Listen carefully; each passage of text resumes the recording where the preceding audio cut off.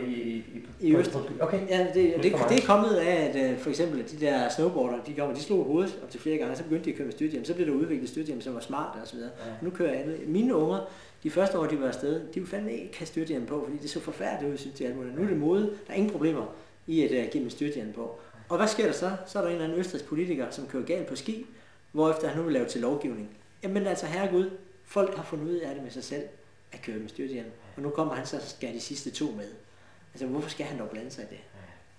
Det er det, der er min grundmission i politik, det er at få færre regler, få mere tillid, og dermed at gøre Danmark til en vindernation. Et godt eksempel på, at alle danskere nihilister er, at værdier rent faktisk bliver betragtet som udanske i det her samfund. Folk, som har værdier og rent faktisk tror på noget, betragter vi med rette som religiøse fundamentalister. Hvis det er sådan, at man tror på andet end en ny fladskærm og en Weber-grill, så må man jo være gal på den, fordi så er man en fundamentalist. Det er den bedste nyhed i årtusinder, fordi nu er det fossilfri samfund her. Ja, og det er helt nødvendigt, fordi sådan som med den hastighed CO2-udledningerne stiger på verdensplan nu, så kan du ikke dyrke landbrugsvarer i Spanien og Portugal i 2050. I øjeblikket kan vi gro broccoli på Grønland. Det er jo helt absurd. Der vil være dele af USA's østkyst, hvor temperaturen bliver så høj, at mennesker ikke kan respirere ned til, eller perspirere hedder det, ned til, få varme ned af kroppen, så de ikke kan leve der. Der vil være 9 milliarder mennesker på kloden, men ressourcer til at understøtte 1-2 milliarder.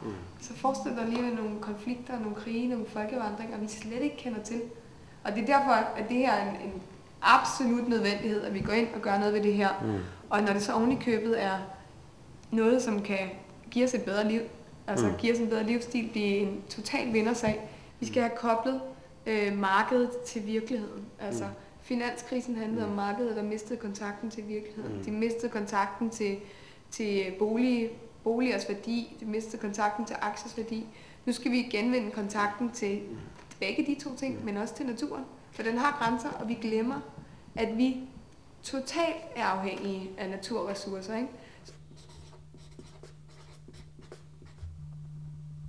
Den løgn, som politikerne prøver at bilde befolkningen ind om, at de rent faktisk har nogle politiske visioner, det er en løgn. Fordi der er ikke nogen politiske visioner i Danmark. Der er ikke nogen, der har en idé om, hvor vi skal gå hen.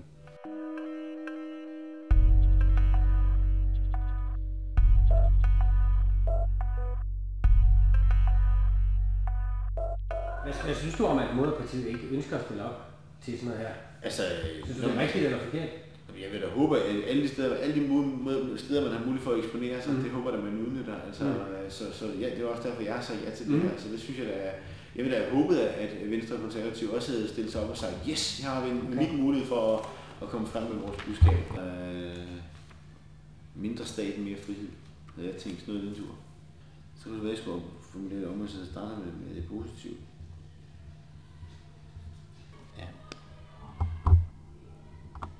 Det her mere frihed, mindre stat, nu er du repræsentant for konservativ ungdom, er det også Moderpartiet, de konservatives vision? Det mener jeg. Jeg mener, at det her det bør være den konservative vision. Så kan jeg godt forstå, at sådan som Dansk Folkeparti, de godt kan tillade sig at deltage i sådan noget her. Fordi de har ikke noget, kan man sige, politisk værdigrundlag. Og så er det nemt at stille sig op og forklare, hvad man mener om 25 år. Fordi spørger man om 10 år, at deres agenda måske en helt anden. Da vi startede i Folketinget, der havde de konservative 42 mandater. Ikke? Der har vi taget mange af dem. Og vi har taget rigtig mange socialdemokrater, og så tog vi selvfølgelig det, der var fra Fremskridtspartiet. Det er der ikke nogen tvivl om. Klar. Hvis de vil være rigtig konservative, så får dem en stor fremtid. Det vil de ikke. Det vil de ikke. Det kan de ikke finde ud af. Nej. De har helt... Nej, jeg tror altså især, det der fik de konservative, mange konservative til at gå over til os, det var netop sagen om EU, som vi snakker om før. Søren Espersen fra Dansk Folkeparti, han siger jo, sagde da vi interviewede ham, at de kun var så store, som de var, fordi I tør at være konservative. Ja. Det tror jeg også, at han er delvis ret. Det handler meget om mod, og det har man ikke rigtigt. Altså i politik, det virker helt tamt. Altså, der er sgu ikke nogen, der tager bladet fra munden, hverken fra den ene eller anden side. Altså. Og det er først, når folk de tør at undlade at gøre det, for eksempel SF, at de så vokser. Jo. Løgnen stoppet. Er det en vision? Nej. Hvorfor er det ikke det? Fordi at, det handler jo ikke om, at samfundet grundlæggende bliver ændret. Det handler ikke om noget, og det handler ikke om, at vi siger, hvordan at vi kan gøre verden bedre, hvordan vi kan gøre livet bedre for den enkelte dansker. Ikke at vi ikke godt kunne tænke os, at alle folk havde det godt, og alle folk fik det godt. Vi har bare set, at det i hvert fald ikke det, politik handler om. Og det vi så kan gøre, når vi nu har indset, at der ikke er nogen visioner, og vi heller ikke kan komme med nogen, det er så i det mindste at kræve ærlighed omkring det faktum, at der ikke er nogen visioner. Og hvis vi kunne slippe for lidt af al løgnen og lidt af alt mediespillet, hvor folk prøver at bilde os alt muligt ind, om hvor de vil hen, så bliver der mega energi en lidt mere ærlig politisk scene.